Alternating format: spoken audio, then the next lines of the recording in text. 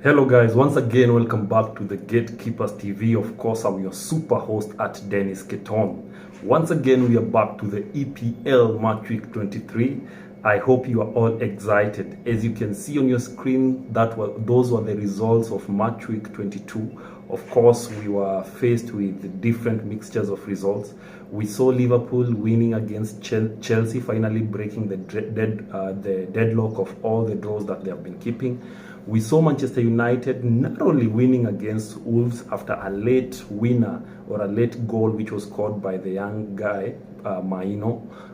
It was great. We saw once again Newcastle being able to return to their winning ways by winning against Aston Villa by 3-1. Man City are keeping up. They won by, of course, 3-1. Arsenal returned back with winning. Of course, Arsenal ended up once again winning by 2-1. It was a whole lot of everything. On the other hand, also Tottenham won their match. So yeah, welcome to Match Week 23, whereby we are ready to encounter all these reactions, all this news here. So straight to it, guys. Allow me to jump straight to it. So we have an early kickoff, which will be Everton facing Tottenham.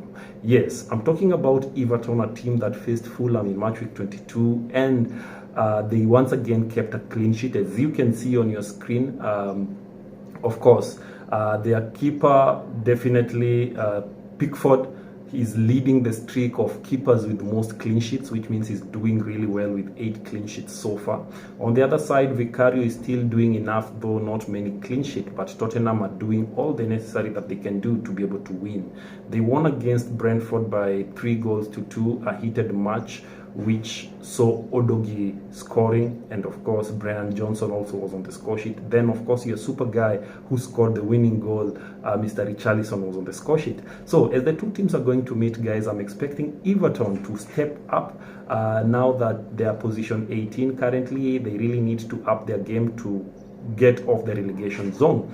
So I feel like they will be giving Tottenham a run for their money at their stadium. On the other side, Tottenham have once again entered the race for top 4. They are currently position 4 in the EPL table after Aston Villa lost. So that means that they will also want to climb up the ladder. So that makes this match to be one of those interesting early kickoff for us to expect. Having said that, guys, I feel like Angel Postecoglou has a solution for this game, even with the absence of people like Sa and people like Son. I feel like still they're going to bring in something new. Maddison was back. We saw him returning back, so which means that now Tottenham has more energy. I feel like this is a match whereby, guys, let me not speak much, but I'm going to favor Tottenham to be able to win it by 3-1. The next match again will be, of course, Brighton, a team which lost. We didn't expect that. They lost by 4-0 against Luton. They will be facing Crystal Palace, a team that won by 3-2 by goals from Eberechi Eze and Olise. They won by 3-2. It was a great one, but yes, congratulations to Crystal Palace. So as the two teams are going to meet, it's going to be an interesting game to watch, considering that Luton will be at home.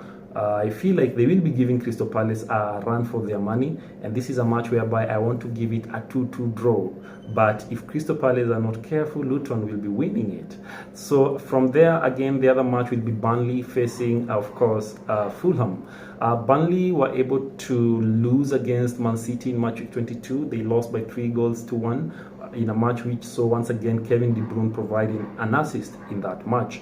So Fulham, as I told you earlier, they drew with Everton in a hotly contested match in that match week. So as they're going to face Burnley, I feel like Fulham feels like they need to bounce back from that.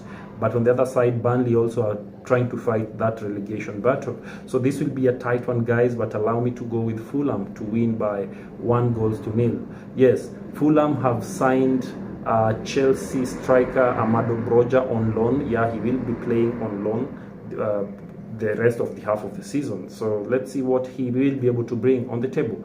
The other match will be Newcastle facing Luton. Both teams won in Match Week 22. Newcastle were able to win by 3-1 against Aston Villa, a match which saw their defender Fabian Schär scoring a brace in that match, and of course Moreno scored an own goal to make it 3 goals. So Newcastle are coming into this game psyched up and believing once again that they can be able to win. On the other hand, Luton Town are also have a belief, especially after embarrassing Brighton, a team that has been in form. So this means that it's going to be a mixed game whereby we don't know where it will lie.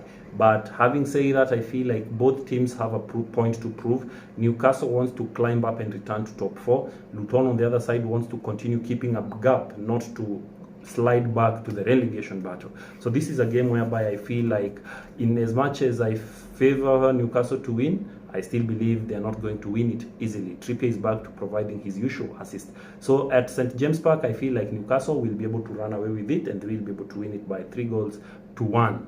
Yes. The other match, the last match on Saturday, will be, of course, Brentford versus Aston Villa. Both teams lost. Brentford lost 3-2. Aston Villa, as I told you, they lost to Newcastle by 3 goals to 1. So the question is, will Aston Villa be able to defend against Ivan Toney, a guy whom since he returned he's been scoring goals? Of course, we all knew he's a prolific goal scorer. Or the other question is, can Brentford actually stop Ollie Watkins and Bailey, the two fantastic duo who can't stop playing amazing football and creating dangerous attacks in front of goal? So that will be the biggest thing. Of course, Brentford will continue missing the services of Wissa, who, by the way, congratulations to Wissa, Yohan Wissa. They qualified to the semi-finals of AFCON after they won against Guinea by 3 goals to 1. Congratulations. So this will be a difficult match, of course. Aston Villa will be wanting to win to return to top 4 because currently they are position 5 in the league.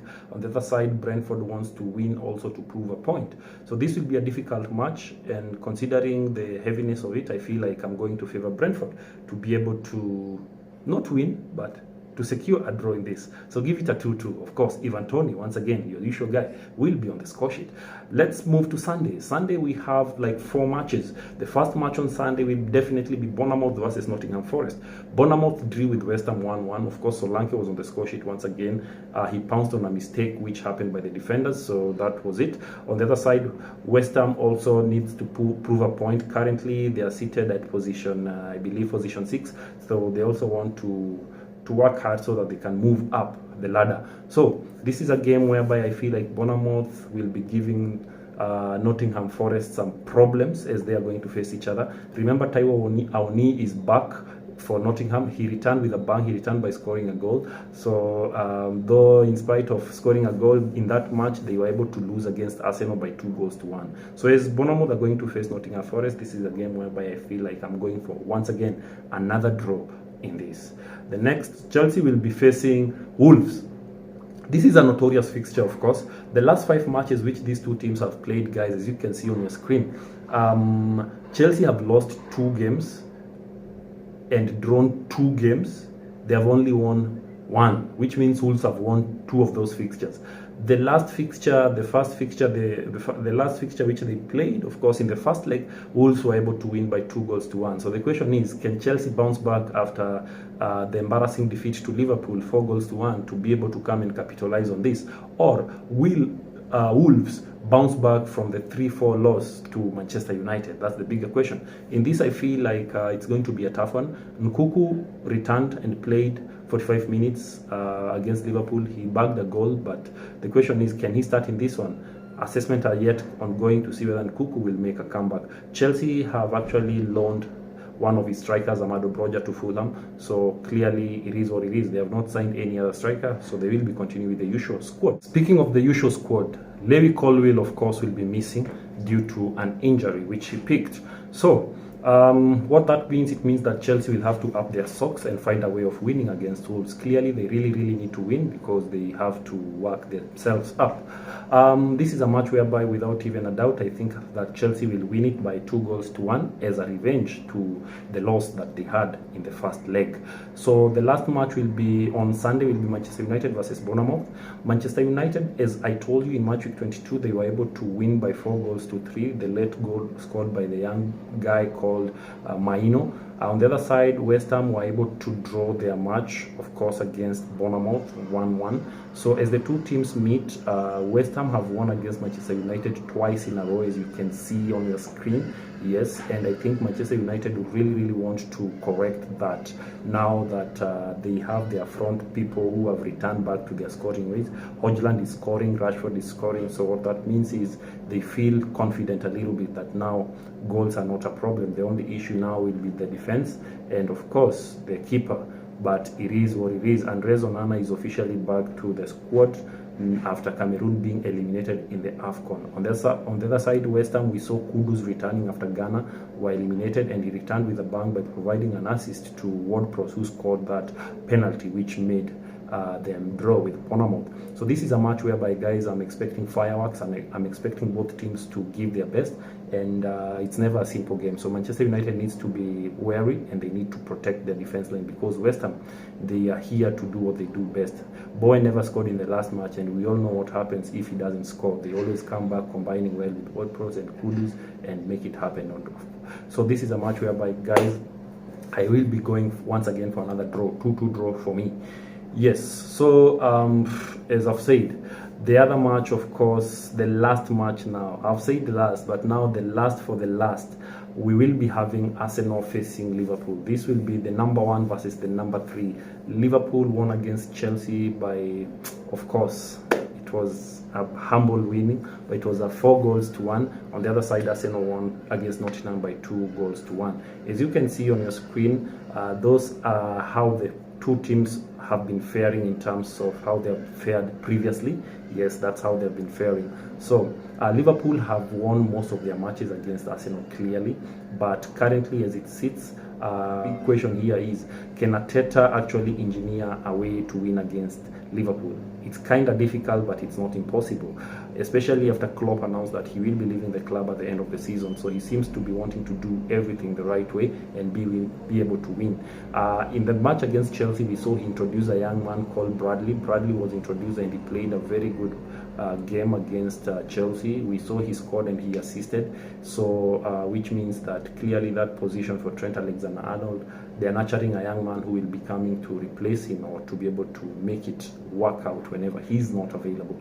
Trent Alexander-Arnold came in the second half in the 60-something minutes, which means that maybe chances are Klopp has an assignment to do. He has to choose between Arnold or Bradley. So whoever is chosen, then they will have a good right back with them. So on the other hand, Arsenal will still be missing the services of Thomas Partey because of the injury. Of course, Timber, of course, still sidelined. The issue which Zinchenko had with we saw Arteta saying that the two are now living together with their families. Hopefully they resolve their issues, but it is what it is. So this is a game whereby tactically both coaches will have to engineer something different to be able to run away with it. Arsenal needs 3 points. On the other side, Liverpool needs 3 points to be able to increase their lead on top of the table. So it's a game whereby it's a must win for both of them. But having said that, I think I will be favoring the home team to actually work something. But on the other side, Klopp is Klopp. The way Liverpool are playing without Salah currently, Jota is stepping up, Luis Diaz is doing everything possible. It's a team that has gelled. Darwin Núñez, of course, for the first time, he broke the record of Premier League by hitting the post 4 times in a row. That has never happened in the history of Premier League since Opta started collecting the statistics. He's kind of doubting this match because he left the training with a swollen foot. Hopefully it recovers before Sunday, but anyway, all the best to Darwin Núñez. So this is a match whereby I feel like Saka, Trossard, Martinelli, Gabriel Jesus, they all have to do what they have to do at the front to be able to actually score against Alisson if they really want to win this game. So having said that, I feel like this is a match whereby, guys, I'm not going to waste your time, but I'm going to actually jump straight to the prediction and tell you that this is a game whereby I feel that once again Liverpool are coming to win it by 3-2. The worst case scenario, it will be a draw, but I fancy Liverpool to actually win it. On Monday, the last match, of course, of match week 23, we will have Brentford welcoming, of course, Man City. Brentford lost their last match against Tottenham by 3-2, which saw Tony scoring. On the other side, Man City won 3-1. a game which saw Erling Haaland making his return to Premier League after many game weeks of absence. So he returned and he never scored, but chances are that we know Haaland doesn't go many matches without scoring. So the question is, can Haaland mark his return once again by scoring? Haaland returning, I don't know what that means to the likes of Alvarez and Foden, because either Pep decides to play with two strikers, that's Alvarez and Haaland, but it is what it is. De Bruyne will always be there to provide all the assists. We saw Bernardo Silva never featured in the match against Burnley, but hopefully he will be featuring in this one. So this is a match whereby I feel like Thomas Frank must engineer also something, because the last match they played, Brentford were able to win against Man City by 2-1. So I don't know whether the same will continue, but history have it that Man City right now in the second leg of the season, they always want to up their socks and do everything correct. So this is a match whereby once again I feel like it's going to be difficult, but I'm favoring Man City to once again win it 2-1 for me. So guys, thank you so much for keeping it the Gatekeepers TV. Continue sharing our content and doing whatever is necessary to promote us. So see you next time. Until next time, keep it the Gatekeepers TV. Remember also Champions League is returning this month, so I'm super excited about that. So thank you so much guys, much love from me to you. So until next time guys, but before I leave guys, Gor Mahia, the biggest club in Kenya, of course, currently leading the Kenya Premier League, and they're doing the most. They still have a game today, and hopefully they're going to win their match and continue to actually increase their lead on top of the Kenya Premier League table. So guys, thank you so much for keeping it the Gatekeepers TV. Until next time guys.